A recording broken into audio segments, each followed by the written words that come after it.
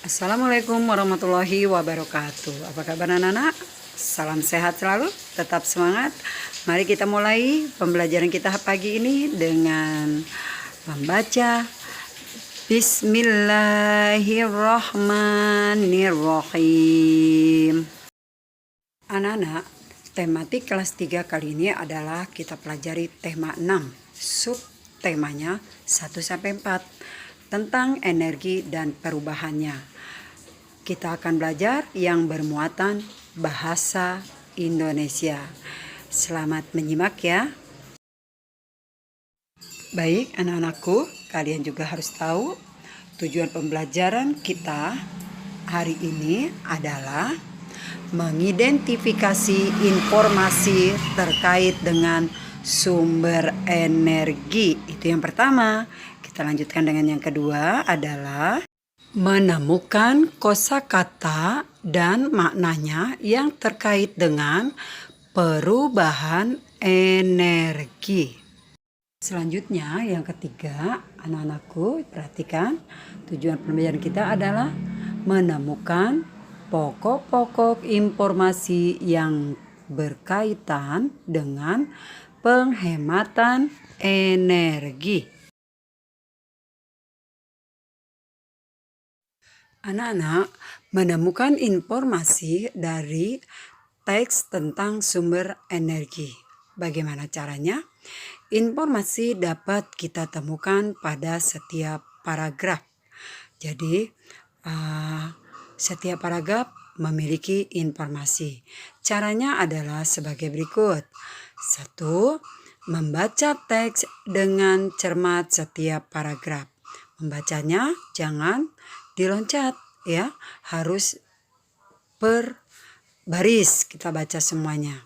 Selanjutnya, kamu dapat menandai bagian atau kata-kata penting di setiap paragraf.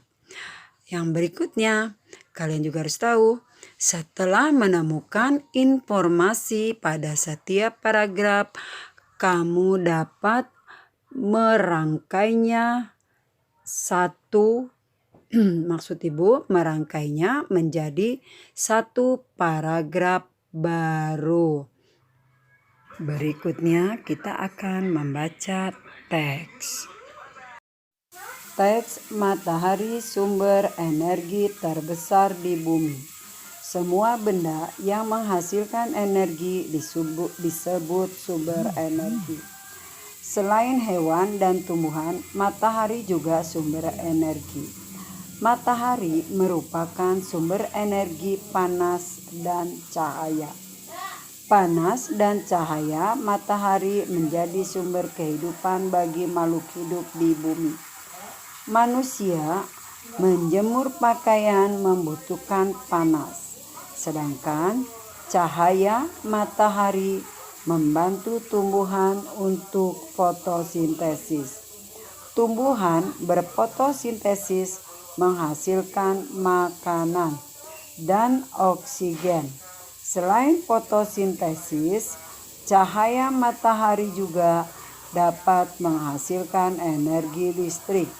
Dengan demikian, matahari merupakan sumber energi terbesar di bumi. Nah, dari dua teks ini, anak-anak perhatikan informasi apa yang kita dapatkan.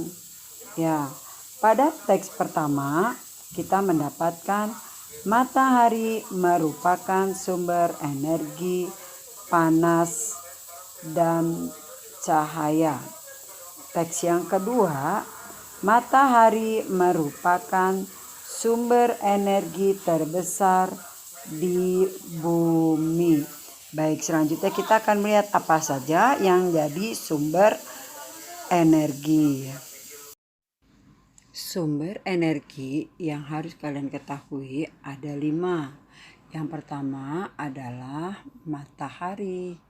Yang kedua, panas bumi. Yang ketiga adalah angin. Kemudian yang keempat, air. Dan yang kelima, biomasa. Yaitu matahari merupakan dari sekian semua sumber energi, matahari merupakan sumber energi yang paling besar. Dia menghasilkan energi cahaya dan juga energi panas, ya. Kemudian panas bumi yang terdapat dari dalam perut bumi. Kemudian energi yang ketiga adalah angin. Dia juga bisa menghasilkan energi, ya, bisa menjadikan kekuatan. Kemudian yang keempat adalah air. Ini juga bisa menjadikan sebuah tenaga. Dan yang kelima adalah biomasa. Biomasa adalah energi yang dihasilkan dari sisa-sisa kotoran, sisa-sisa hasil dari makhluk hidup. Nah, ini bisa dijadikan sumber energi juga, bisa dijadikan biogas, diantaranya seperti itu anak-anak. Anak-anak juga harus tahu apa saja bentuk-bentuk energi.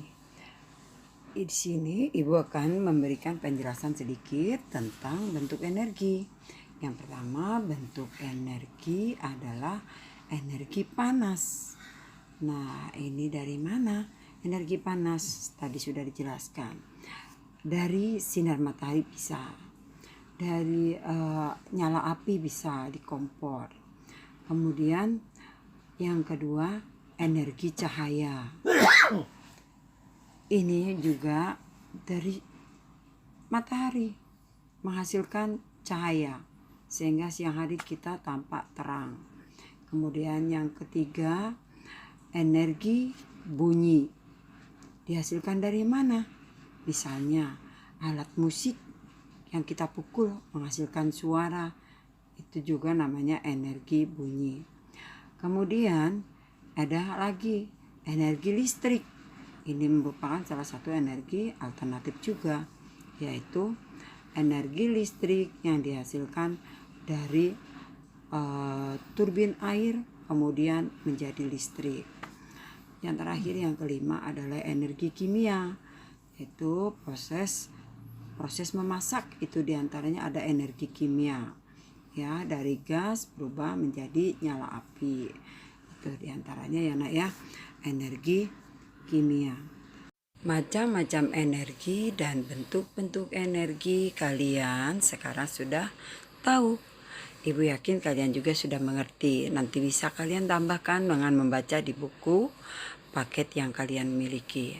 Nah, sekarang Ibu ingin tanya, jadi apa itu energi? Oh, pinter. Iya, energi adalah kemampuan untuk melakukan gerak ataupun usaha. Selanjutnya, menemukan kosakata atau istilah dan makna kata pada paragraf yang terkait dengan perubahan energi. Bagaimana caranya? Berikut anak-anak coba dengarkan dan simak ya. Yang pertama, dengan melihat atau mencari makna di dalam kamus. Nah, kita cari makna dalam kamus. Dalam kamus besar bahasa Indonesia tentunya. Yang kedua, kalian bisa dengan bertanya langsung kepada guru atau orang tuamu. Selanjutnya, bacalah teks berikut yang akan Ibu sajikan. Carilah 5 kosakata yang terdapat pada teks berikut dan tuliskan makna kata tersebut pada buku tulismu. Teks energi juga dapat berubah.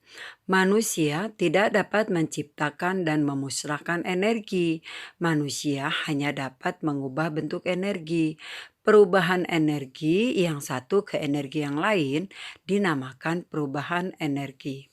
Perubahan inilah yang dapat kita manfaatkan, misalnya Ibu memasak menggunakan kompor. Pada saat kompor menyala, terjadi perubahan energi kimia menjadi energi panas. Semua manusia berhak untuk memanfaatkan energi yang ada di bumi. Tentu saja ada kewajiban juga yang harus dikerjakan terhadap energi yang ada di bumi ini. Misalkan kita menggunakan energi minyak bumi, kita juga harus menjaga kelestariannya agar tidak mudah punah. Nah, anak-anak, sekarang coba cari tahu perubahan energi apa saja yang kamu ketahui. Setelah menemukan makna kata atau istilah dalam teks, kalian juga akan mempelajari bagaimana menemukan isi informasi yang terdapat pada teks hemat energi dengan cara sebagai berikut. Yang pertama, baca seluruh kalimat dengan seksama.